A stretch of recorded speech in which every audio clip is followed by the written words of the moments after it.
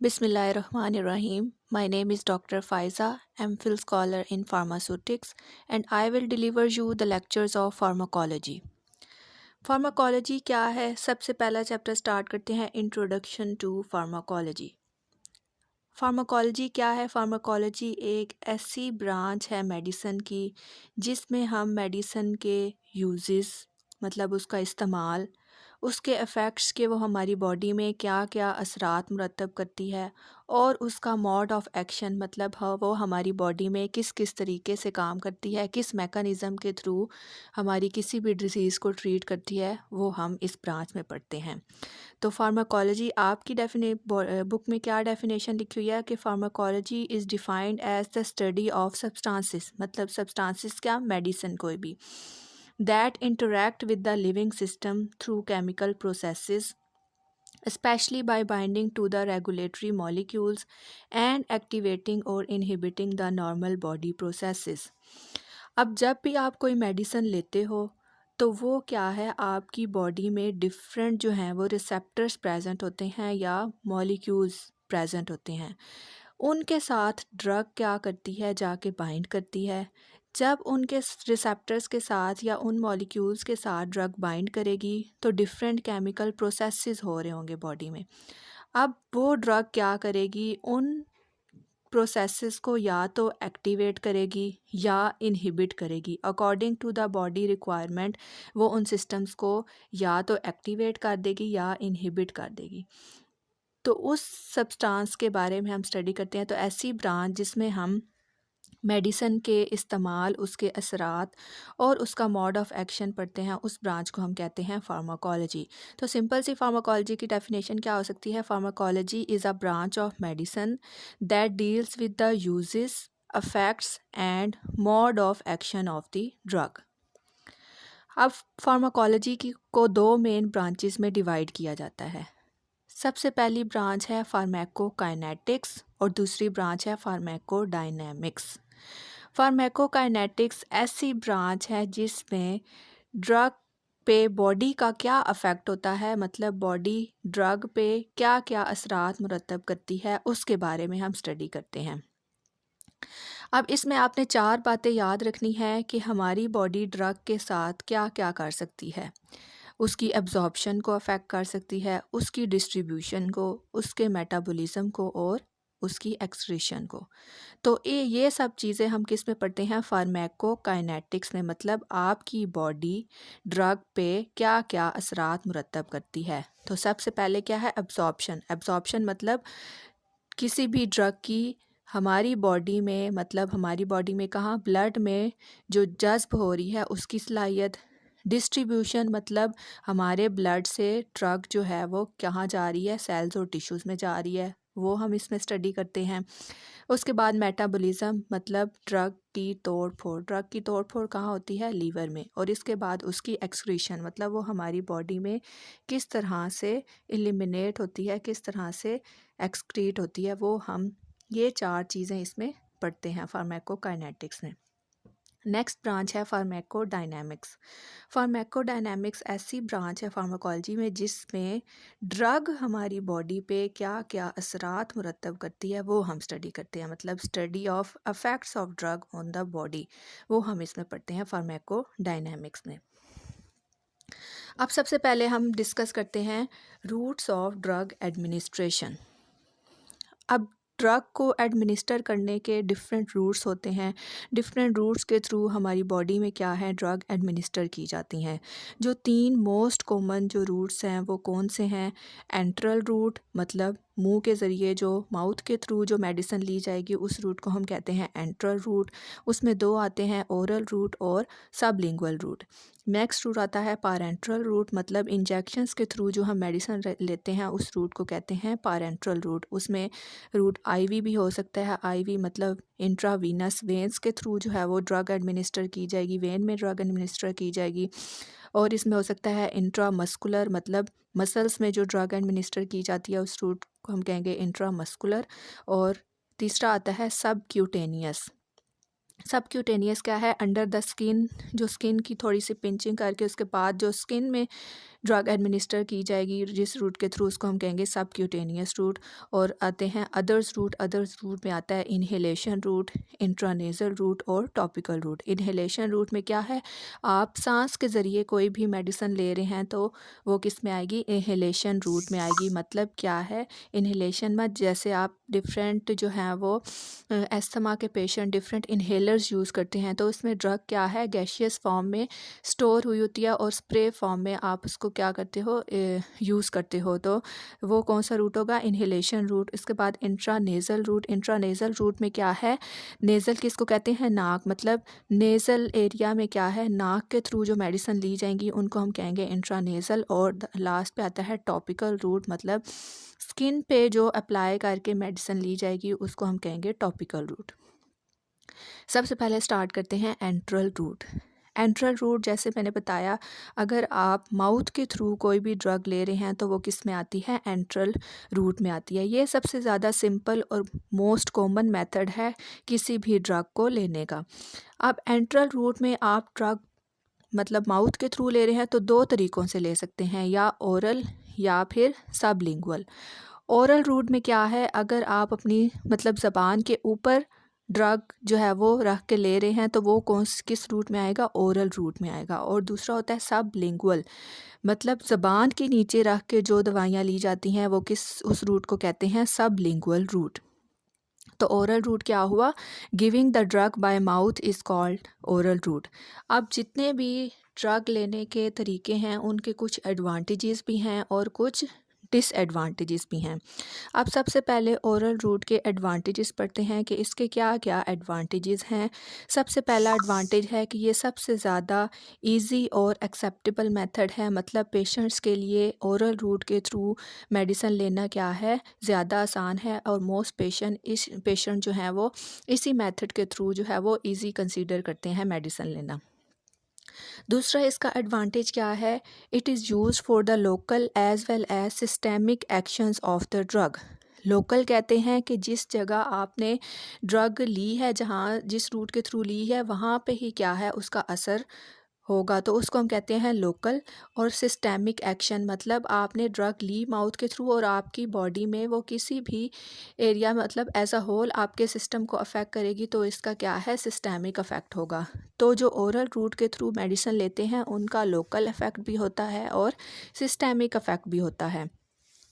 अब जो oral route के थ्रू मेडिसिन्स ली जाती हैं उनको एडमिनिस्टर करने के लिए कोई भी स्टीराइल टेक्निक की ज़रूरत नहीं होती, कोई भी स्टेरिलाइजेशन का प्रोसीजर जो है वो यूज़ नहीं किया जाता। जबकि जैसे इंजेक्शंस हैं उनको क्या बनाया जाता है, स्टीराइल बनाया जाता है, क्योंकि वो डायरेक्ट हमारी बॉडी में क्या है, एंटर होती हैं, ब्लड में डायरेक्टली इंजेक्शंस के थ्रू एंटर होती हैं। लेकिन जो ओरल मेडिकेशंस प्रिपेयर की जाती हैं उनको स्टीराइल टेक्निक्स के थ्रू प्रिपेयर करने की ज़रूरत नहीं होती। नेक्स्ट क्या है कि इसका एडवांटेज क्या है कि ओरल रूट के थ्रू हम मेडिसिन लेते हैं तो जब ये हमारी ब्लड सर्कुलेशन में जाती है तो इसकी ब्लड सर्कुलेशन में डिलीवरी क्या है, स्लो है। मतलब स्लोली ये हमारे ब्लड में क्या होती है, सर्कुलेट होती है, जिस वजह से क्या है कि रैपिड और हाई कंसंट्रेशन जो है वो अवॉइड हो जाती है। कि अगर बॉडी में स्लोली स्लोली डिस्ट्रीब्यूट हो रही है ब्लड में तो उसके एडवर्स इफ़ेक्ट्स भी क्या होंगे, कम होंगे, और ज़्यादा कंसंट्रेशन जो है वो ब्लड में शामिल नहीं होगी। तो ये इसका क्या है, एडवांटेज है। नेक्स्ट डिस्कस करते हैं इसका डिसएडवांटेजेस कि इसके डिसएडवांटेजेस क्या क्या हो सकते हैं। अब जैसे आप ड्रग जो है वो ओरल रूट के थ्रू ले रहे हो, अब हर ड्रग की एब्जॉर्प्शन क्या होती है, डिफरेंट होती है। हर एक ड्रग को एब्जॉर्ब करने के लिए एक स्पेसिफिक साइट की ज़रूरत होती है। तो ओरल रूट से जो आप ड्रग ले रहे हैं तो उसका रेट ऑफ एब्जॉर्प्शन क्या हो सकता है, डिफरेंट हो सकता है, क्योंकि हर ड्रग जो है वो वेरियस रूट्स के थ्रू क्या होती है, एब्जॉर्ब होती है, वेरियस एरियाज़ में जाके एब्जॉर्ब होती है। तो ऐसी ड्रग्स जो ओरल रूट के थ्रू ली जाएंगी उनकी एब्जॉर्प्शन क्या होगी, चेंज होती रहेगी। नेक्स्ट है irritation of mucosal surfaces can occur. जैसे आप ओरल रूट के थ्रू ले रहे हो, ओरल रूट में मोस्टली जो ड्रग्स एब्जॉर्ब होती हैं वो जीआईटी मतलब गैस्ट्रो इंटेस्टाइनल ट्रैक्ट में एब्जॉर्ब होती हैं। गैस्ट्रो इंटेस्टाइनल ट्रैक्ट में कहाँ पे, स्टमक में। स्टमक की सरफेस पे जो सरफेस होती है, आउटर लाइनिंग होती है, इनर लाइनिंग होती है, वो क्या होती है, उस सरफेस को हम कहते हैं म्यूकोजल सरफेस। तो ड्रग ने वहाँ जाके एब्जॉर्ब होना है, तो उसकी वजह से जो स्टमक की म्यूकोजल सर्फेसिस हैं उनमें क्या हो सकती है, इरिटेशन हो सकती है। इसके इसका बाद इसका क्या डिसएडवांटेज है कि ये एक्सटेंसिव हेपेटिक मेटाबॉलिज्म जो है वो कॉज कर सकती है। एक्सटेंसिव मतलब रैपिड, और हेपेटिक मेटाबॉलिज्म मतलब लीवर के थ्रू ड्रग का मेटाबोलाइज होना। तो फर्स्ट पास्ट इफेक्ट क्या हुआ, the metabolism of the drug in the liver, इसको हम क्या कहते हैं, हेपेटिक मेटाबॉलिज्म। तो ओरल रूट के थ्रू जो ली जाएंगी ड्रग, उनका हेपेटिक मेटाबॉलिज्म क्या हो जाता है, रैपिड हो जाता है। हेपेटिक मेटाबॉलिज्म रैपिड होगा तो ड्रग जो है वो अपने साइट ऑफ एक्शन पे कंप्लीट जो है वो नहीं जाएगी, क्योंकि उसका क्या हो जाएगा, जब वो जीआईटी में जाएगी तो जीआईटी में क्या है, वो हेपेटिक मेटाबॉलिज्म उसका हो जाएगा। हेपेटिक मेटाबॉलिज्म होने की वजह से साइट ऑफ एक्शन पे जो ड्रग है वो कम जाएगी। उसके बाद नेक्स्ट क्या है कि on set of action is delayed, so it is not suitable in emergency situation. अब क्या है कि ओरल रूट के थ्रू जो ड्रग का एक्शन है, मतलब ऑन सेट ऑफ एक्शन किसको कहते हैं, कि उसका जो असरात मुरतब करने का वक्त है वो क्या हो जाता है, डिले हो जाता है। ऑन सेट ऑफ एक्शन क्या हो जाता है, डिले हो जाता है। और ऐसी ड्रग्स, क्योंकि मेन एब्जॉर्प्शन का होती है जीआईटी में, तो ऐसी ड्रग्स जो कि डिस्ट्रॉय हो जाती हैं डाइजेस्टिव एंजाइम्स से, तो ऐसी ड्रग्स को हम ओरल रूट के थ्रू एडमिनिस्टर नहीं कर सकते। वो कौन सी ड्रग्स हैं जो डाइजेस्टिव एंजाइम्स के थ्रू डिस्ट्रॉय हो जाती हैं, उसमें आता है insulin, pituitary hormones. Pituitary hormones क्या हैं, हमारे बॉडी में ग्लैंड होता है पिट्यूटरी ग्लैंड जो कि ब्रेन में प्रेजेंट होता है, वो क्या है, डिफरेंट हार्मोन्स क्या करता है, रिलीज़ करता है। तो पिट्यूटरी हार्मोन जितने भी luteinising hormone, follicle stimulating hormone, growth hormone, ये सारे क्या हैं, पिट्यूटरी हार्मोन्स हैं। तो ऐसे हार्मोन्स जो हैं वो ओरल रूट के थ्रू नहीं ली जाते, और ना ही इंसुलिन, क्योंकि क्या है कि डाइजेस्टिव एंजाइम्स जो हैं इन ड्रग को डिस्ट्रॉय कर देते हैं। या ऐसी ड्रग्स जो कि क्या हैं, गैस्ट्रिक एसिडिटी की वजह से क्या हो जाती हैं, डिस्ट्रॉय हो जाती हैं। गैस्ट्रिक एसिडिटी मतलब आपको पता है कि स्टमक में क्या है, HCl एसिड जो है वो प्रेजेंट होता है। तो ऐसी ड्रग जो कि उस HCl की वजह से डिस्ट्रॉय हो सकती हैं, ऐसी ड्रग्स को हम ओरल रूट के थ्रू जो है वो एडमिनिस्टर नहीं कर सकते। उसमें ड्रग की एग्जांपल आती है बेंजाइल पेंसिलिन। एंट्रल रूट में दूसरा रूट आता है सबलिंगुअल। सबलिंगुअल जैसे कि मैंने पहले बताया कि सबलिंगुअल ऐसा रूट है जिसमें ड्रग को जो है वो ज़बान के नीचे रखा जाता है। तो placement of drug under the tongue is called as sublingual root.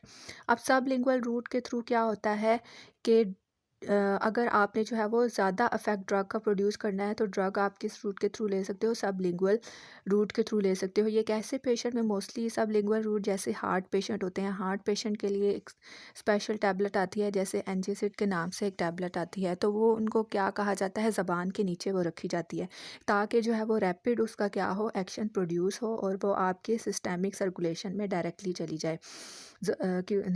तो इस रूट को हम क्या कहते हैं, sublingual route. Placement of drug under the tongue is called as sublingual route. अब इसके क्या हैं एडवांटेजेस, क्या हैं, जैसे अभी मैंने बताया कि सबलिंगुअल रूट के थ्रू ड्रग ली जाएगी तो उसकी एब्जॉर्प्शन क्या होगी, रैपिड होगी, और उसके इफ़ेक्ट क्या आएंगे, जल्दी आएंगे। जैसा कि एनजेसिड टैबलेट एंजाइना के पेशेंट्स के लिए क्या की जाती है, यूज़ की जाती है, ग्लिसराइल ट्राइनाइट्रेट जिसमें फार्मूला ऐड हुआ होता है।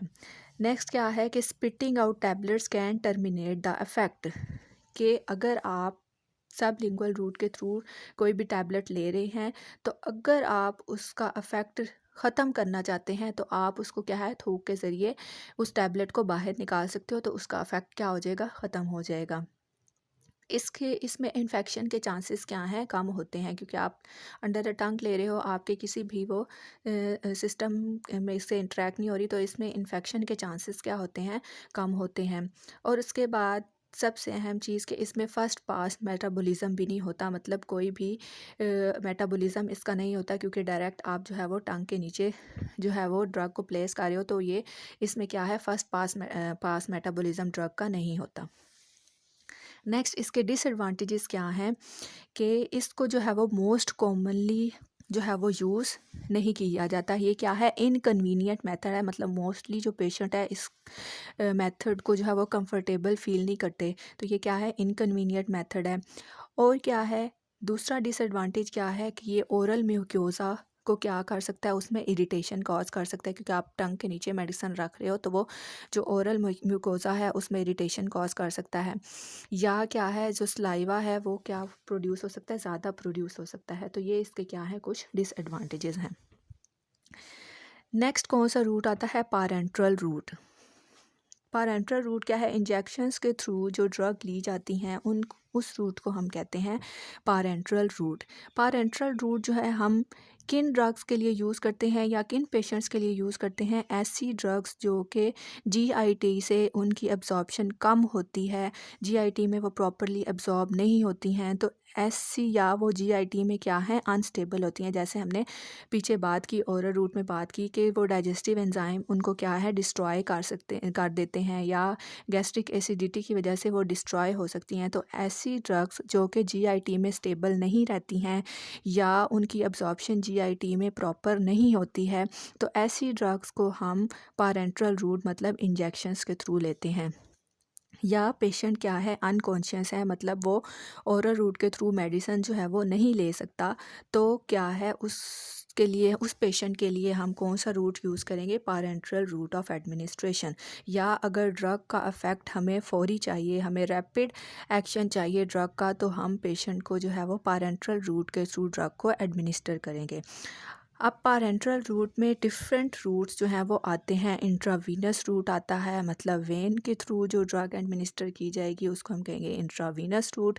इंट्रामस्कुलर रूट मतलब मसल्स में जो है वो इंजेक्शन लगाया जाएगा तो उसको कहेंगे इंट्रामस्कुलर रूट। इंट्राडर्मल रूट मतलब स्किन की लेयर में लगाया जाएगा तो उसको कहेंगे intradermal root. Subcutaneous under the skin जो इंजेक्शन लगाया जाएगा कहेंगे सबक्यूटेनियस रूट। इसके अलावा इंट्रापेरिटोनियल एब्डोमिनल इंजेक्शन जो लगाया जाएगा उसको इंट्रापेरिटोनियल। इंट्रा आर्टीरियल मतलब आर्टरीज में अप्लाई किया जाएगा। इंट्रा कार्डियक मतलब हार्ट में जो लगाया जाएगा उसको कहेंगे इंट्रा कार्डियक रूट।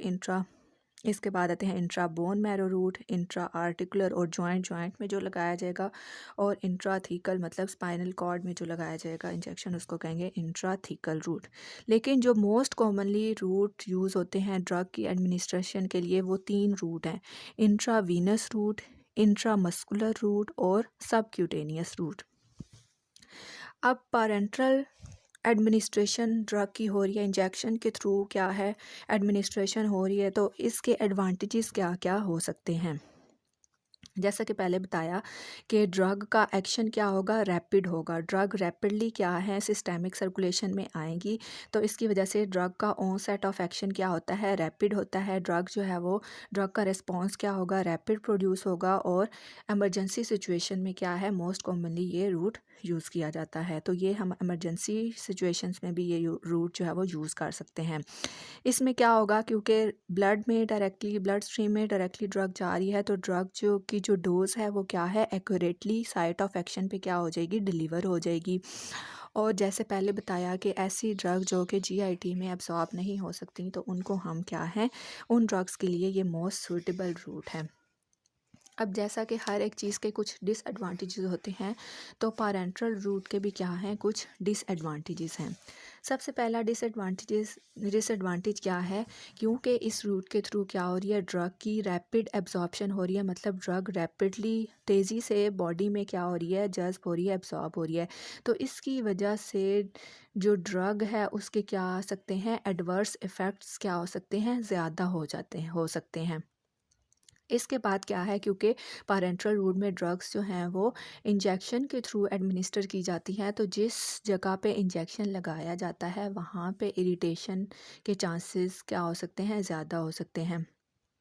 और क्या है, जहाँ पे इंजेक्शन लगाया जा रहा है वहाँ पे क्या हो सकती है, पेशेंट को पेन फील हो सकती है, या वहाँ पे क्या हो सकता है, इन्फेक्शन के चांसेस जो हैं वो बढ़ सकते हैं। तो ये इसके क्या हैं, कुछ डिसएडवांटेजेस हैं। और अदर रूट्स मैंने आपको बता दिए थे। इन्हेलेशन रूट आता है, इंट्रानेज़ल रूट आता है, टॉपिकल रूट। इन्हेलेशन मतलब इन्हेलर्स के थ्रू, सांस के थ्रू जो ड्रग एडमिनिस्टर आपकी बॉडी में की जाती है। इंट्रानेज़ल मतलब नेज़ल कैविटी में जो नेज़ल म्यूकस मेम्ब्रेन, नेज़ल की म्यूकस मेम्ब्रेन पे जो ड्रग लगाई जाती है उसको कहेंगे इंट्रानेज़ल रूट।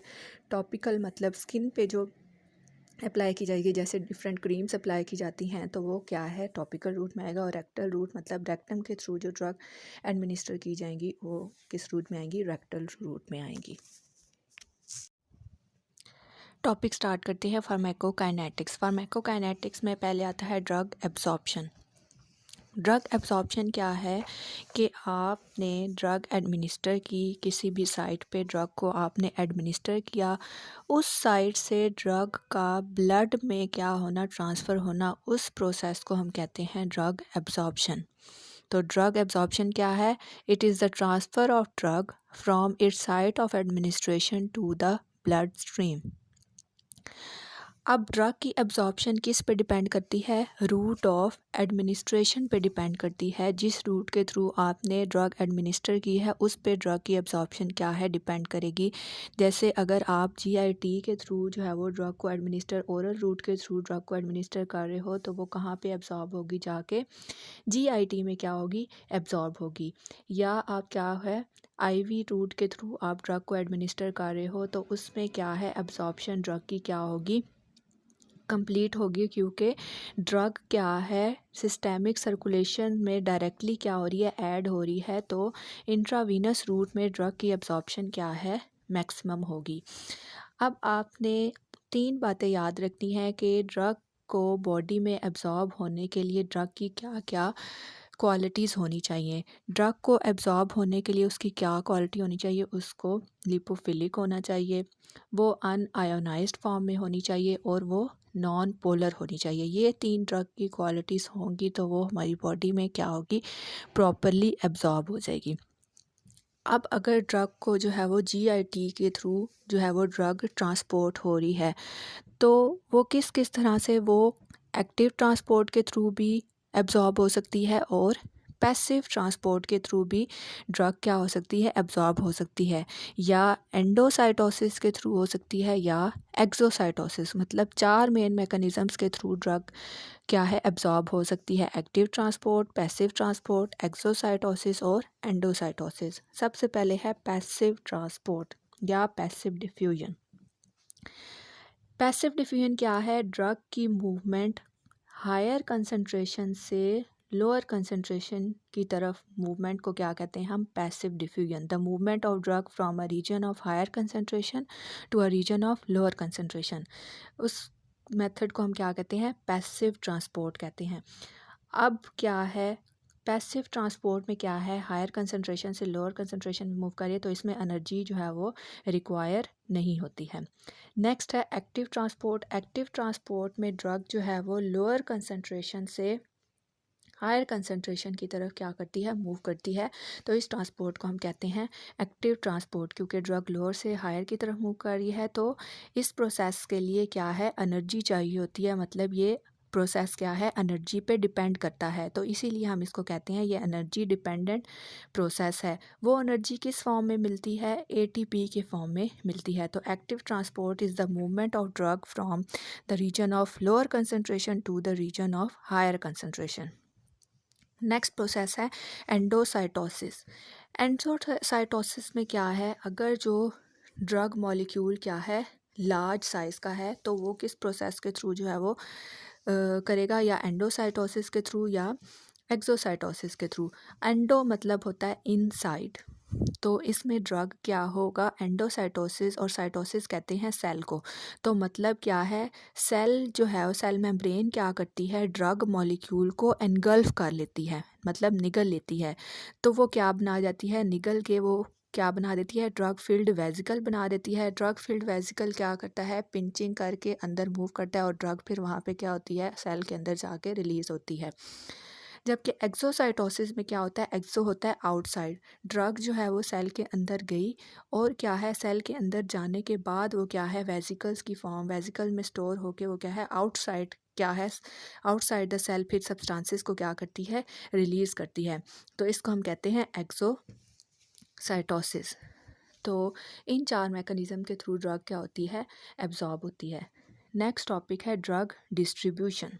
डिस्ट्रीब्यूशन मतलब क्या, आपकी सेल्स या टिश्यूज़ में ड्रग जो है वो किस तरह से डिस्ट्रीब्यूट हो रही है। तो मतलब transfer of the drug from the blood stream to the cells and tissues of the body, इसको हम क्या कहते हैं, ड्रग डिस्ट्रीब्यूशन।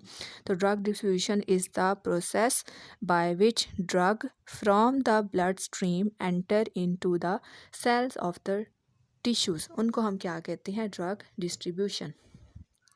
अब ड्रग ने कहाँ से जाना है, ब्लड से जाना है। मतलब ड्रग की डिस्ट्रीब्यूशन किस पे डिपेंड करती है, ब्लड फ्लो पे डिपेंड करती है। जिस एरिया में जितना ब्लड फ्लो ज़्यादा होगा उस एरिया में ड्रग क्या होगी, ज़्यादा क्या होगी, डिस्ट्रीब्यूट होगी। जैसा कि आपकी बॉडी में ब्रेन, लीवर मतलब जिगर, किडनी मतलब गुर्दे, उनमें क्या है, ब्लड फ्लो क्या है, ज़्यादा है। जितने भी आपकी बॉडी के मेजर ऑर्गन्स हैं उनकी तरफ ब्लड ब्लड के फ़्लो करने का जो रेट है वो क्या है, ज़्यादा है। तो उनमें जो ब्लड ड्रग की डिस्ट्रीब्यूशन होगी वो क्या होगी, ज़्यादा होगी। लेकिन जो आपके स्केलेटल मसल्स हैं, मतलब जिन मसल से आप मूवमेंट करते हो, आपके हैंड के मसल्स, जो पूरे स्केलेटन में जो मसल हैं उनको क्या कहते हैं, स्केलेटल मसल्स, उनमें क्या है, ब्लड का फ्लो क्या है, कम है। तो उसमें क्या होगा, ब्लड ड्रग की डिस्ट्रीब्यूशन क्या होगी, कम होगी। इसके अलावा एडिपोज टिश्यूज़, मतलब ऐसे टिश्यूज़, एडिपोज टिश्यूज़ ऐसे टिश्यूज़ हैं जहाँ पे क्या है, आपकी बॉडी की फ़ैट जो है वो स्टोर होती है, उनको हम कहते हैं एडिपोज टिश्यूज़। तो उनमें भी क्या है, ब्लड फ्लो क्या है, कम हो गया, तो डिस्ट्रीब्यूशन क्या होगी, कम होगी। तो जिस एरिया में ब्लड फ्लो ज़्यादा होगा उस एरिया में ड्रग क्या है, डिस्ट्रीब्यूट करेगी। अब ब्लड फ्लो जो है वो डिपेंड करता है कैपिलरी परमेबिलिटी की पे। मतलब क्या है, कैपिलरीज क्या है, छोटी छोटी जो है वो वेसल्स आपकी बॉडी में जो प्रेजेंट होती हैं उसको हम कहते हैं कैपिलरीज। और परमेबिलिटी मतलब किसी चीज़ से क्रॉस करना, मतलब एक चीज़ से दूसरी चीज़ में क्रॉस करने की जो एबिलिटी होती है उसको हम कहते हैं परमेबिलिटी। मतलब क्या है, ड्रग में ये एबिलिटी होनी चाहिए कि वो क्या है, उन कैपिलरीज को क्रॉस कर सके। अगर वो क्रॉस कर सकेगी तो उसकी डिस्ट्रीब्यूशन क्या होगी, ज़्यादा होगी। तो कैपिलरी परमेबिलिटी क्या क्या करेगी, it varies widely in various tissues. अब आपकी बॉडी में डिफरेंट टिश्यूज़ प्रेजेंट होते हैं, हर टिश्यूज़ में क्या है, डिफरेंट कैपिलरीज प्रेजेंट होगी। तो क्या है, हर टिश्यू में क्या है, कैपिलरी परमेबिलिटी क्या करेगी, वेरी करेगी। अब क्या है, ब्रेन में क्या है, जो ब्रेन की जो कैपिलरी वॉल्स हैं, अब ब्रेन में ड्रग जो है वो किस फॉर्म में जो है वो डिस्ट्रीब्यूट हो सकती है, अगर ड्रग जो होगी वो लिपिड सॉल्युबल ड्रग होगी। क्योंकि क्या है, जो ब्रेन के सेल्स हैं वो क्या है, एंडोथेलियल सेल्स हैं, उनके अंदर स्पेसेस जो हैं वो प्रेजेंट नहीं होती। स्पेसेस प्रेजेंट नहीं होती तो जो एंडोथेलियल सेल्स हैं वो आपस में एक दूसरे के साथ अटैच होते हैं, कॉन्टीन्यूसली प्रेजेंट होते हैं। तो ब्रेन की जो कैपिलरी वॉल्स हैं उनके सेल्स में से सिर्फ जो है वो लिपिड सॉल्युबल ड्रग्स जो हैं वो एंटर हो सकती हैं। जो हाइड्रोफिलिक ड्रग हैं, मतलब वाटर लविंग ड्रग हैं, वो जो है वो पास नहीं हो सकती। इसके अलावा जो ड्रग अनआयोनाइज्ड फॉर्म में होंगी वो जो है वो ब्रेन के सेल्स में से पास हो सकती हैं। लेकिन जो लीवर और स्प्लीन के सेल्स हैं उनके जो एंडोथीलियल सेल्स हैं वो क्या हैं, कॉन्टीन्यूसली प्रेजेंट नहीं होते। उनके दरमियान क्या होती हैं, स्पेसिस प्रेजेंट होती हैं। उन स्पेसिस के थ्रू क्या है, ड्रग्स जो हैं वो पास हो सकेंगी। तो लीवर और स्प्लीन सेल्स में से क्या है, उनमें के दरमियान जो स्पेसिस प्रेजेंट हैं उनके थ्रू जो है वो हाइड्रोफिलिक ड्रग्स जो हैं वो पास हो सकेंगी। क्योंकि उनमें क्या है, डिफरेंट स्लिट्स जो है वो प्रेजेंट है, डिफरेंट गैप्स प्रेजेंट हैं, तो जिसके थ्रू वो ड्रग जो है वो क्रॉस कर जाएगी। नेक्स्ट आता है binding of drug to plasma protein. अब ड्रग ने डिस्ट्रीब्यूट होना है, तो जब वो डिस्ट्रीब्यूट हो रही है तो हमारी जो प्लाज्मा है, प्लाज्मा किसको कहते हैं कि ऐसा लिक्विड जो कि ब्लड को सेंट्रीफ्यूज करने के बाद जो लिक्विड बचता है उसको हम कहते हैं प्लाज्मा। मतलब उसमें कोई भी सेल्स जो हैं वो प्रेजेंट नहीं होते, तो उस ब्लड के पार्ट को हम कहते हैं प्लाज्मा। तो उसमें क्या प्रेजेंट होती हैं, प्रोटीन्स प्रेजेंट होती हैं। तो क्या होता है कि जब आप कोई ड्रग ले रहे हो तो वो क्या है, आपके ब्लड के प्लाज्मा में जो प्रोटीन्स हैं, मतलब कोई भी प्रोटीन हो से, जैसे मोस्ट कॉमनली क्या है, एल्ब्यूमिन है, तो वो ड्रग उस प्रोटीन के साथ क्या कर सकती है, बाइंड कर सकती है। अब जब ड्रग क्या है, प्रोटीन प्लाज्मा प्रोटीन के साथ जाके बाइंड कर गई है तो उस ड्रग की एक्टिविटी क्या होगी है, कम हो गई है। वो ड्रग क्या हो गई है, इनएक्टिव हो गई है, क्योंकि वो किसी दूसरे मॉलिक्यूल के साथ क्या कर गई है, बाइंड कर गई है। तो अगर किसी ड्रग को एक्टिव रहना है तो वो क्या होनी चाहिए, फ्री फॉर्म में होनी चाहिए, वो किसी प्लाज्मा प्रोटीन से बाउंड नहीं करनी चाहिए। अगर ड्रग जो है वो प्लाज्मा प्रोटीन के साथ बाइंड कर गई है तो ऐसी ड्रग को हम कहते हैं बाउंड ड्रग्स, और इन ड्रग्स की क्या है, कोई भी फार्माकोलॉजिकल एक्टिविटी नहीं होती। हमेशा जो फ्री और अनबाउंड ड्रग होगी वो अपने टारगेट साइट पे जाएगी, टिश्यूज़ के साथ जो भी जहाँ पे भी टारगेट साइट है वहाँ पे जाके वहाँ पे जाएगी और अपना इफेक्ट जो है वो शो करेगी। और जो बाउंड ड्रग होंगी वो क्या हैं, वेस्कुलर स्पेसिस में ही रहती हैं और ना तो वो बॉडी से क्या होती हैं, एलिमिनेट होती हैं, और ना उनका क्या होता है, मेटाबॉलिज्म होता है। नेक्स्ट टॉपिक आता है apparent volume of distribution. Apparent volume of distribution क्या होता है, ऐसा वॉल्यूम जिसमें क्या है, ब्लड का वॉल्यूम जिसमें ड्रग क्या हो रही है, डिस्ट्रीब्यूट हो रही है, तो ऐसे वॉल्यूम को क्या कहते हैं, अपेरेंट वॉल्यूम ऑफ डिस्ट्रीब्यूशन। तो वॉल्यूम ऑफ डिस्ट्रीब्यूशन की क्या डेफिनेशन हुई, the volume in which the drug distributes is called as the apparent volume of distribution. इसका फार्मूला क्या है, dose administered over plasma concentration of drug. मतलब volume of distribution किस चीज़ पे डिपेंड कर रहा है, जितनी आपने डोज दी है किसी पेशेंट को और उसमें से कितनी डोज जो है वो आपकी प्लाज्मा में जो है वो ऐड हो रही है। तो इन दोनों पे क्या है, वॉल्यूम ऑफ डिस्ट्रीब्यूशन क्या करता है, डिपेंड करता है। नेक्स्ट टॉपिक स्टार्ट करते हैं, ड्रग मेटाबॉलिज्म। ड्रग मेटाबॉलिज्म क्या है कि ड्रग का डिफरेंट मेटाबोलाइट्स में क्या होना, कन्वर्ट होना। मतलब क्या कि लिपोफिलिक ड्रग को किस फॉर्म में कन्वर्ट किया जाता है, हाइड्रोफिलिक फॉर्म में कन्वर्ट किया जाता है, पोलर फॉर्म में ड्रग को कन्वर्ट किया जाता है। तो ऐसे प्रोसेस को हम क्या कहते हैं, ड्रग मेटाबॉलिज्म। तो the process of metabolism transforms lipophilic drug into the more polar excretable products. मतलब क्या है, नॉन पोलर ड्रग को, लिपोफिलिक ड्रग को पोलर मतलब हाइड्रोफिलिक ड्रग में जो है वो कन्वर्ट किया जाता है। मतलब ड्रग जो है वो अपने मेटाबोलाइट्स में कन्वर्ट होती है, क्योंकि जब तक ड्रग मेटाबोलाइट्स में कन्वर्ट नहीं होगी वो अपना एक्शन जो है वो शो नहीं करेगी। अब जो मेजर मेटाबॉलिज्म होता है ना ड्रग का, वो कहाँ होता है, वो लीवर में होता है। सबसे ज़्यादा जो मेटाबॉलिज्म जिस ऑर्गन में होता है वो है लीवर। अब ड्रग का मेटाबॉलिज्म जो है वो क्यों किया जाता है, क्योंकि ड्रग ने हमारी बॉडी में जाना है, उसने डिस्ट्रीब्यूट होना है, डिस्ट्रीब्यूट होने के बाद उसने अपने मेटाबोलाइट्स में कन्वर्ट होना है, मेटाबोलाइट्स में कन्वर्ट होने के बाद उसने हमारी बॉडी से एलिमिनेट होना है। तो जब उसने बॉडी से एलिमिनेट होना है, जैसे मैंने आपको स्टार्ट में बताया था, अगर ड्रग ने एब्जॉर्ब होना है तो उसको क्या होना चाहिए, लाइपोफिलिक होना चाहिए। और अगर बॉडी से ड्रग ने एलिमिनेट होना है तो उसको हाइड्रोफिलिक होना चाहिए। अगर एब्जॉर्प्शन होनी है तो ड्रग को नॉन पोलर होना चाहिए, और अगर एलिमिनेट होना है तो उसको क्या है, पोलर होना चाहिए। अगर ड्रग को एब्जॉर्ब होना है तो उसके लिए उसको अनआयनाइज्ड फॉर्म में होना चाहिए, और अगर उसने बॉडी से एलिमिनेट होना है तो आयनाइज्ड फॉर्म में होनी चाहिए। तो अगर ड्रग को किडनीज के थ्रू क्या एलिमिनेट करना है तो उस लाइपोफिलिक ड्रग को किस में कन्वर्ट करना है, हाइड्रोफिलिक ड्रग में क्या करना है, कन्वर्ट करना है।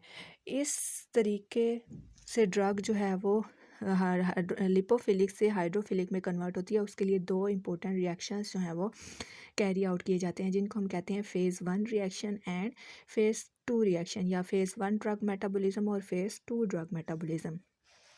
फ़ेज़ 1 में क्या होता है कि लिपोफिलिक ड्रग जो है वो हाइड्रोफिलिक ड्रग में मतलब पोलर मॉलिक्यूल में कन्वर्ट होती है। किस तरह से, या उस ड्रग की ऑक्सीडेशन हो जाती है, या रिडक्शन के थ्रू, या हाइड्रोलाइसिस के थ्रू। इन तीन मैकेनिज़म्स के थ्रू ड्रग जो है वो लिपोफिलिक ड्रग जो है वो हाइड्रोफिलिक ड्रग में क्या होती है, कन्वर्ट होती है। नेक्स्ट है फ़ेज़ 2 ड्रग मेटाबॉलिज्म।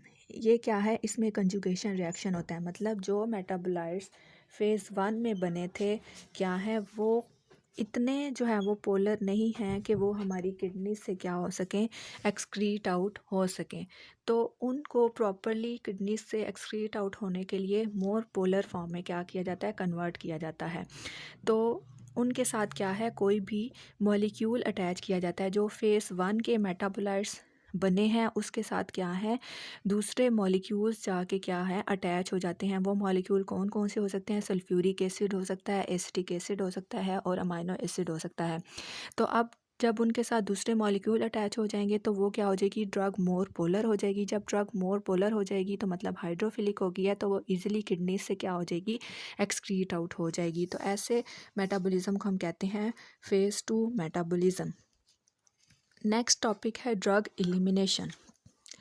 अब जैसे आपको पता है कि मोस्टली जो ड्रग हैं वो कहाँ से एलिमिनेट होती हैं, किडनीज़ के थ्रू, यूरिन में क्या होती हैं, एलिमिनेट होती हैं, या क्या है बाइल से जो है वो एलिमिनेट हो सकती है, इंटेस्टाइन के थ्रू एलिमिनेट हो सकती हैं, लंग्स के थ्रू एलिमिनेट हो सकती हैं, या मिल्क में जो है वो मिल्क इन नर्सिंग मदर्स उसमें क्या हो सकती हैं, एलिमिनेट हो सकती हैं। लेकिन ऐसे पेशेंट्स जो कि क्या है रीनल फेलियर के पेशेंट्स हैं, उनमें ड्रग्स कैसे एक्सक्रीट आउट होती हैं या एलिमिनेट आउट होती हैं, उनमें क्या है एक्स्ट्रा कॉर्पोरल डायलिसिस, मतलब जिन पेशेंट की किडनीज़ क्या हो जाती हैं, फेल हो जाती हैं, उनमें जो है वो डायलिसिस के थ्रू जो है वो उनके ब्लड को क्या किया जाता है, फ़िल्टर किया जाता है। मतलब उनकी बॉडी से गंदा खून क्या है निकाला जाता है, उसको डिफरेंट प्रोसेसेस के थ्रू फ़िल्टर किया जाता है और साफ़ खून उनकी बॉडी में डाला जाता है। तो उन डायलिसिस के दौरान उनकी बॉडी से वो क्या है, ड्रग्स क्या हो जाती हैं, एलिमिनेट हो जाती हैं।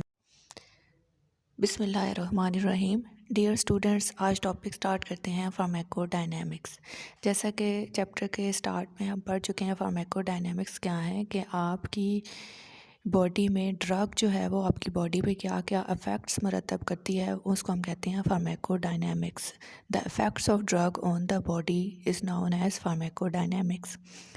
अब जब भी आपकी बॉडी में ड्रग एंटर होती है तो वो डिफरेंट रिसेप्टर्स के साथ जाके बाइंड करती है। उनके साथ बाइंड करने के बाद वो अपना मैकेनिज़्म ऑफ एक्शन शो करती है और मैकेनिज़्म ऑफ एक्शन के बाद वो ड्रग अपना इफ़ेक्ट जो है वो शो करती है। तो रिसेप्टर्स क्या हैं, रिसेप्टर्स ऐसे मैक्रो मॉलिक्यूल्स हैं जो कि सेल की सरफेस पे या सेल के अंदर प्रेजेंट होते हैं और इनका काम क्या है कि ड्रग आके इनके साथ बाइंड करती है और फार्माकोलॉजिकल रिस्पॉन्स जो है वो प्रोड्यूस करती है। अब जब रिसेप्टर के साथ ड्रग जाके बाइंड करेगी तो या तो वो एक्टिवेट कर सकती है रिसेप्टर को, या जो है वो रिसेप्टर को इनएक्टिवेट जो है वो कर सकती है और उसके अकॉर्डिंग जो है वो ऑर्गन अपना जो है वो फंक्शन परफॉर्म करेगा। अब ये जो रिसेप्टर्स हैं वो प्रोटीन इन नेचर भी हो सकते हैं, एंजाइम इन नेचर भी हो सकते हैं, न्यूक्लिक एसिड भी हो सकते हैं, या सेल की मेम्ब्रेन पे भी ये मौजूद हो सकते हैं। आपके बुक में डिफरेंट जो हैं वो रिसेप्टर की फैमिलीज़ लिखी हुई हैं। 4 मुख्तलिफ़ किस्म के रिसेप्टर्स आपकी बुक में मेंशन हैं। एक है ligand gated ion channel receptors, जी protein couple receptors, enzyme linked receptors और इंट्रासेलुलर रिसेप्टर्स।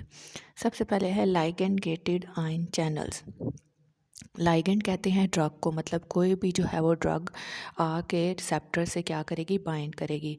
अब जब भी ड्रग जो है वो इन लाइगेंड गेटेड आयन चैनल्स के साथ बाइंड करेगी तो सेल मेम्ब्रेन से क्या है, आयंस जो हैं वो रिलीज़ होंगे। जब ये आयन जो है वो रिलीज़ होंगे तो ये अपना जो है वो फार्माकोलॉजिकल रिस्पॉन्स जो है वो शो करेंगे। तो these are the channels that are responsible for the regulation of flow of ions across the cell membrane. The activity of these channels is regulated by binding of ligand to the channel.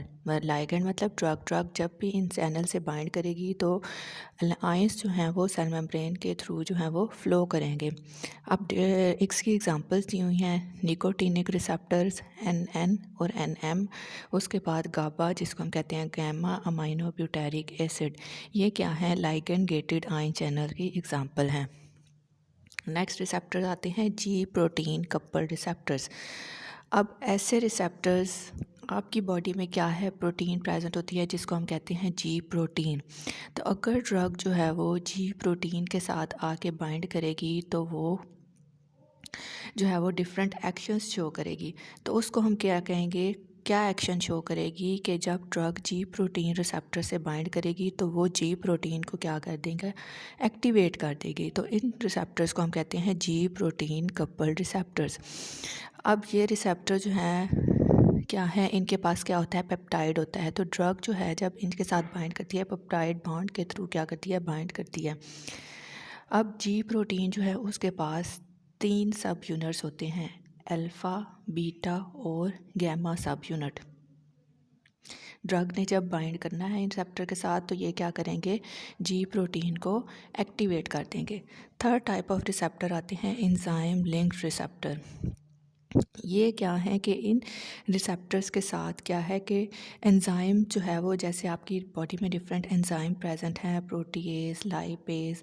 तो drug जब इन enzyme के receptor से bind करेगी तो वो enzyme की activity को क्या करेंगे, एंजाइम को एक्टिवेट या कर देंगे या उसकी एंजाइम की एक्टिविटी को क्या कर देंगे, इनहिबिट कर देंगे।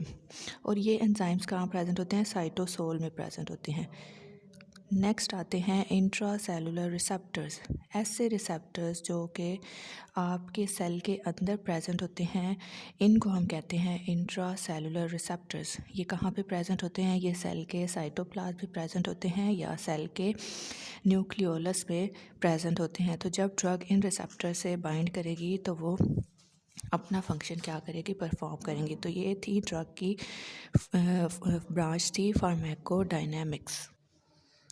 बिस्मिल्लाहिर्रहमानिर्रहीम। डियर स्टूडेंट्स, फार्माकोलॉजी का सेकंड चैप्टर स्टार्ट करते हैं, पोसोलॉजी। पोसोलॉजी क्या है, ऐसी ब्रांच है फार्माकोलॉजी की जिसमें हम ड्रग की डोजेज के बारे में पढ़ते हैं। तो it is a branch of pharmacology that deals with the dosages of drug. अब सबसे पहले आपको पता होना चाहिए कि ड्रग क्या है। ड्रग एक ऐसा सब्सटेंस है जो कि आपकी बॉडी के फंक्शंस को डिफरेंट केमिकल प्रोसेसेस के थ्रू चेंज कर देता है। तो drug is the substance that brings about the change in biological functions through it's chemical action. मतलब ड्रग कोई भी सब्सटेंस है जो कि आप किसी भी डिज़ीज़ के ट्रीटमेंट के लिए यूज़ करते हो। तो डिज़ीज़ कैसे ट्रीट होती है कि ये आपकी बॉडी में होने वाले बायोलॉजिकल फंक्शंस को डिफरेंट प्रोसेसेस के थ्रू चेंज कर देती है। नेक्स्ट डेफिनेशन आती है प्रो ड्रग। प्रो ड्रग ऐसा कंपाउंड है जो कि इनएक्टिव फॉर्म में क्या है, अवेलेबल होता है। जब तक वो बॉडी के अंदर एंटर नहीं होता वो एक्टिव फॉर्म में कन्वर्ट नहीं होता। मतलब ये ऐसा कंपाउंड है कि जब आप इसको बॉडी में एडमिनिस्टर करेंगे तो डिफरेंट इसकी केमिकल कन्वर्जन्स होंगी, डिफरेंट मेटाबॉलिक प्रोसेसेस होंगे और उसके बाद क्या है, ये अपने एक्टिव एजेंट में क्या होगी, कन्वर्ट होगी। इसकी एग्जांपल है लीवोडोपा। लीवोडोपा एक ऐसी ड्रग है जो कि पार्किंसंस डिसीज़ के ट्रीटमेंट में यूज़ होती है। तो ये जो अवेलेबल होती है लीवोडोपा, ये इनएक्टिव फॉर्म में होती है। जब इसको बॉडी में एडमिनिस्टर किया जाता है तो ये अपनी एक्टिव फॉर्म डोपामीन में कन्वर्ट होती है। मतलब लीवोडोपा का अपना कोई फंक्शन नहीं है। जब इसको बॉडी में एडमिनिस्टर किया जाएगा तो ये अपना जो है वो एक्शन शो करेगी। तो ऐसी ड्रग जो कि outside the body inactive form में है, जब उसको बॉडी में एडमिनिस्टर किया जाएगा तो वो अपनी एक्टिव फॉर्म में कन्वर्ट होगी। ऐसी ड्रग को हम कहते हैं प्रो ड्रग। नेक्स्ट आती है प्लेसेबो। प्लेसेबो ड्रग मतलब कंट्रोल ड्रग भी हम इनको कहते हैं। तो ऐसी ड्रग्स जिनकी कोई फार्माकोलॉजिकल एक्टिविटी नहीं है, वो इनएक्टिव सब्सटेंस है, वो सिर्फ पेशेंट की जो है वो नीड, पेशेंट को सेटिस्फाई करने के लिए जो है वो दी जाती हैं। तो ऐसी ड्रग्स को हम कहते हैं प्लेसिबो ड्रग्स।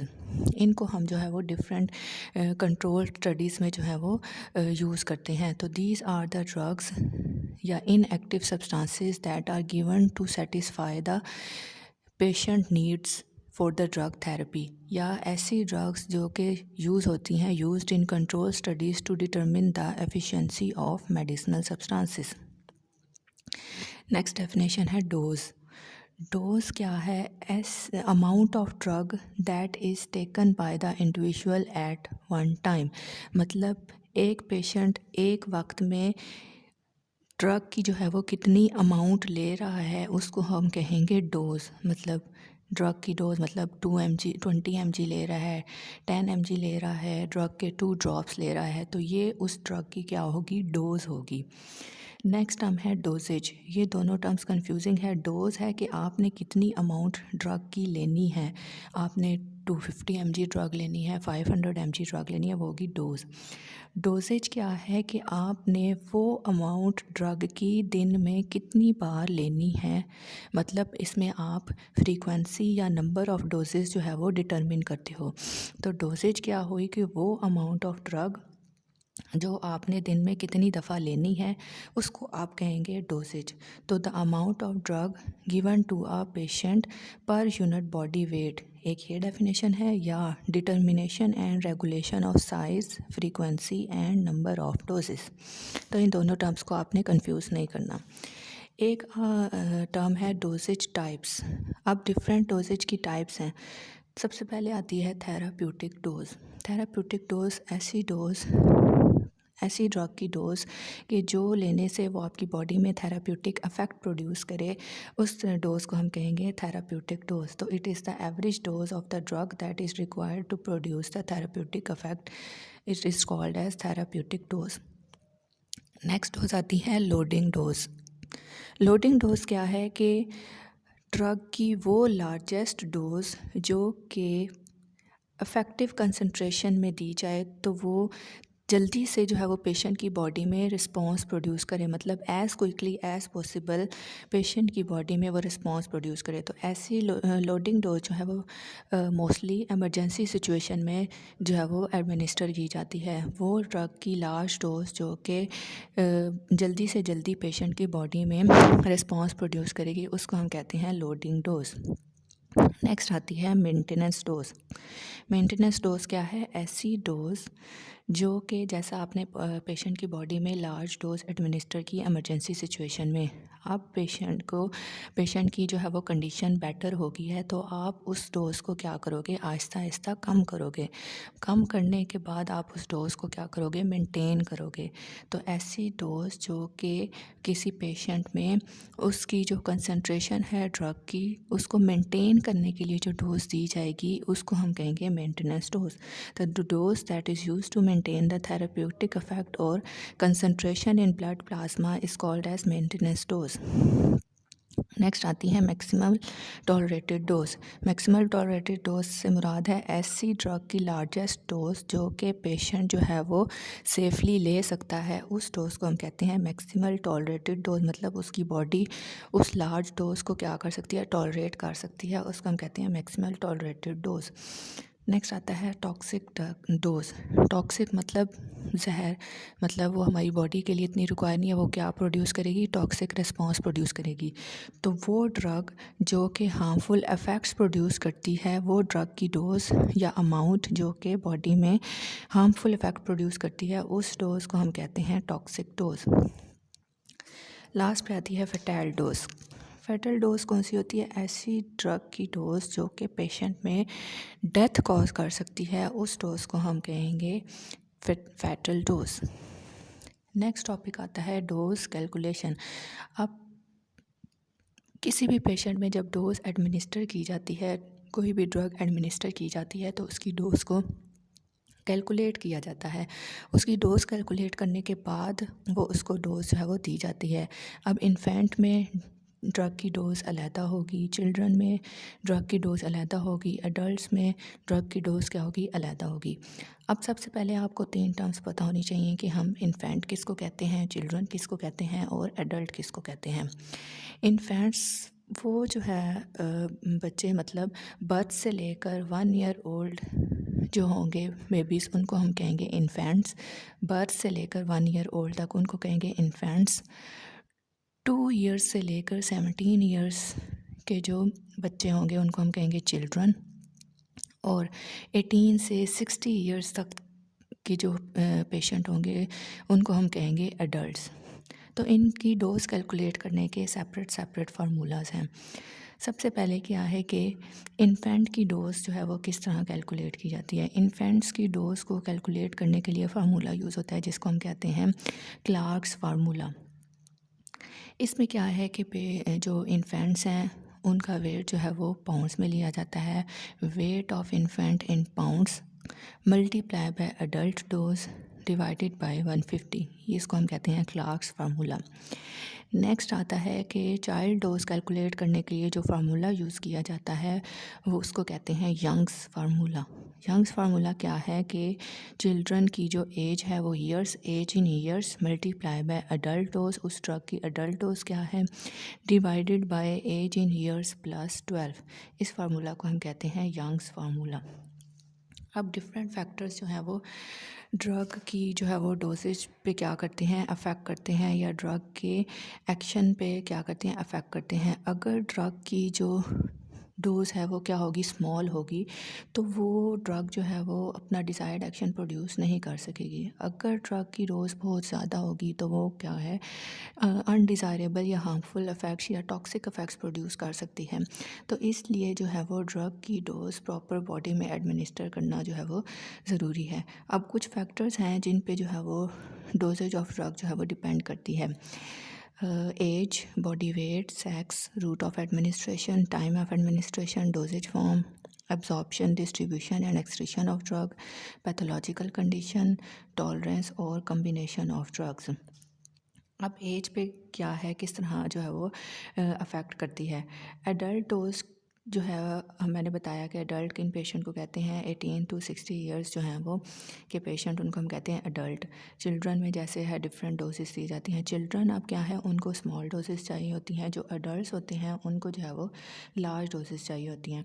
जो 60 ईयर्स से अबव पेशेंट होते हैं उनमें जो है वो एडल्ट डोज का जो है वो 3/4 पोर्शन जो है वो 3/4 टाइम्स जो है वो डोज जो है वो डिक्रीज़ कर दी जाती है, जो पेशेंट 60 ईयर से अबव जो है वो चले जाते हैं। तो ये एज का फैक्टर है कि चिल्ड्रन में डोज़ कम दी जाती है, एडल्ट्स में उसके क्या है, ज़्यादा दी जाती है। लेकिन अगर जो है वो पेशेंट 60 ईयर से अबव चला जाता है तो एडल्ट डोज को जो है वो 3/4 टाइम्स जो है वो डिक्रीज़ कर दिया जाता है।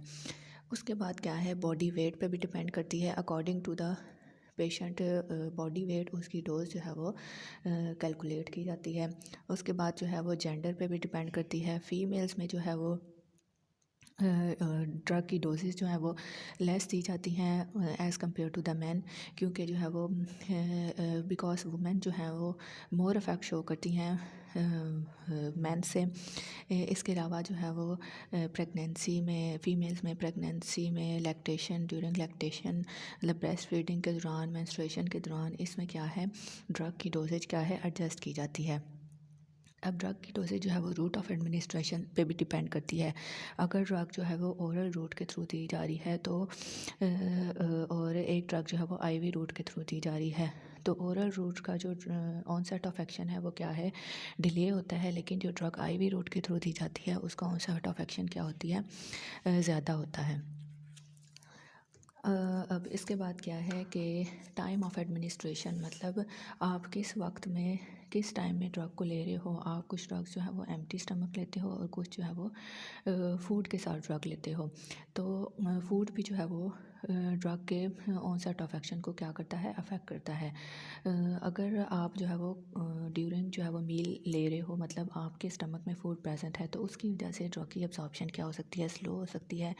जब ड्रग की एब्जॉर्प्शन स्लो होगी तो उसका ऑनसेट ऑफ एक्शन भी क्या होगा, स्लो होगा, जिसकी वजह से जो ड्रग है वो क्या है, अगर आप जो है वो इसी तरह एम्प्टी स्टमक में ड्रग ले रहे हो तो वो ड्रग जो है वो स्टमक में इरिटेशन कॉज कर सकती है, नोज़िया कॉज कर सकती है या वॉमिटिंग कॉज कर सकती है। इसी तरह जैसे हिप्नोटिक्स ड्रग हैं जो कि सेडेशन कॉज करने के लिए यूज़ होती हैं, वो जो है ज़्यादा इफ़ेक्टिव किस टाइम होती हैं, जब उनको रात, मतलब सोने से पहले लिया जाता है, तो वो ज़्यादा इफ़ेक्टिव होती हैं। इसके बाद जो ड्रग की डोज़ है वो डोजेज फॉर्म पे भी डिपेंड करती है, मतलब डिफरेंट डोजेज फॉर्म ड्रग की आती हैं। ड्रग लिक्विड फॉर्म में है, कैप्सूल फॉर्म में है, टैबलेट फॉर्म में है, तो इस पे भी ड्रग की जो है वो डिपेंड करती है। अगर ड्रग जो है वो लिक्विड फॉर्म में है तो उसका ऑनसेट ऑफ एक्शन जो है वो वो रैपिड होगा। लेकिन जो अगर टैबलेट या पिल फॉर्म में है तो उस ड्रग का जो है एक्शन ऑनसेट ऑफ एक्शन है वो इतना रैपिड नहीं होगा। इसके अलावा जो है वो ड्रग की डोज जो है वो एब्जॉर्प्शन, डिस्ट्रीब्यूशन और एक्सक्रीशन पे भी डिपेंड करती है। ऐसी ड्रग्स जो कि रैपिडली एब्जॉर्ब होती हैं और मतलब जल्दी से हमारी बॉडी में एब्जॉर्ब होती हैं और जल्दी से ही क्या हो जाती हैं, हमारी बॉडी से एलिमिनेट भी हो जाती हैं। तो ऐसी ड्रग्स जो हैं वो बॉडी में उन ड्रग्स की कंसंट्रेशन मेंटेन नहीं रहती, जिसकी वजह से प्रॉपर थेरेप्यूटिक इफेक्ट जो है वो प्रोड्यूस नहीं कर सकते। इसी तरह ऐसी ड्रग्स जो कि हमारी बॉडी में एब्जॉर्ब तो क्विकली हो रही हैं, लेकिन उनकी बॉडी से एक्सक्रीशन क्या हो रही है, स्लो हो रही है। जब एक्सक्रीशन स्लो हो रही है तो हमारी बॉडी में इकट्ठी होती जा रही हैं, मतलब एब्जॉर्ब हो गई हैं, बॉडी से एक्सक्रीट आउट नहीं हो रही हैं। तो ऐसी ड्रग्स जो हैं वो बॉडी में टॉक्सिक इफेक्ट्स जो हैं वो प्रोड्यूस कर सकती हैं। इसके अलावा पैथोलॉजिकल कंडीशन पे भी डिपेंड करती है ड्रग की डोज। पैथोलॉजिकल कंडीशन मतलब पेशेंट जो है वो किसी डिजीज़ से जो है वो सफ़र कर रहा है, तो उन पेशेंट में भी जो है वो ड्रग की जो डोज़ है वो एडजस्ट की जाती है। जैसे कोई किडनी पेशेंट है, कोई जो है वो लीवर का पेशेंट है, क्योंकि उनके मेजर ऑर्गन्स ये प्रॉपर फंक्शन नहीं कर रहे, तो उन पेशेंट में जो डोज़ ड्रग की डोज़ है वो जो यूजुअल डोज़ है उससे क्या की जाती है, कम दी जाती है, ताकि उनकी बॉडी में टॉक्सिक इफेक्ट से बचा जा सके। उसके बाद नेक्स्ट टर्म है टॉलरेंस। टॉलरेंस होता है बर्दाश्त, मतलब रेजिस्टेंस, किसी चीज़ से रेजिस्टेंस डेवलप हो जाना। जब भी आप कोई ड्रग जो है वो बार बार लेते रहते हो तो उसका उससे क्या होता है कि आपकी बॉडी में उसके ख़िलाफ़ रेजिस्टेंस डेवलप हो जाती है। मतलब अगर आप उस ड्रग को लेंगे तो वो आपकी बॉडी में अब अफेक्ट शो नहीं करेगी जिस डोज़ पे आप पहले ले रहे थे। तो उस डोज़, अगर किसी भी ड्रग से आपकी बॉडी में टॉलरेंस डेवलप हो गई है, रेजिस्टेंस डेवलप हो गई है, तो अब आपकी बॉडी को उससे ज़्यादा डोज चाहिए एक थेरेप्यूटिक इफेक्ट को प्रोड्यूस करने के लिए। तो टॉलरेंस पे भी डिपेंड करती है ड्रग की डोज। अगर ड्रग से टॉलरेंस डेवलप हो गई है, रेजिस्टेंस डेवलप हो गई है, तो आपको ड्रग की जो है वो इंक्रीज डोज चाहिए थेरेप्यूटिक इफेक्ट प्रोड्यूस करने के लिए। इसके बाद कम्बिनेशन ऑफ ड्रग्स पे भी डिपेंड करती है। कम्बिनेशन मतलब अगर दो ड्रग्स को जो है वो मिला के लिया जाए, अगर दो या दो से ज़्यादा ड्रग्स जो है वो इकट्ठी ली जाती हैं, तो वो दोनों ड्रग एक दूसरे के अफेक्ट को या तो इंक्रीज़ कर सकती हैं या जो है वो डिक्रीज़ कर सकती हैं। तो ये चैप्टर था पैथोलॉजी के बारे में।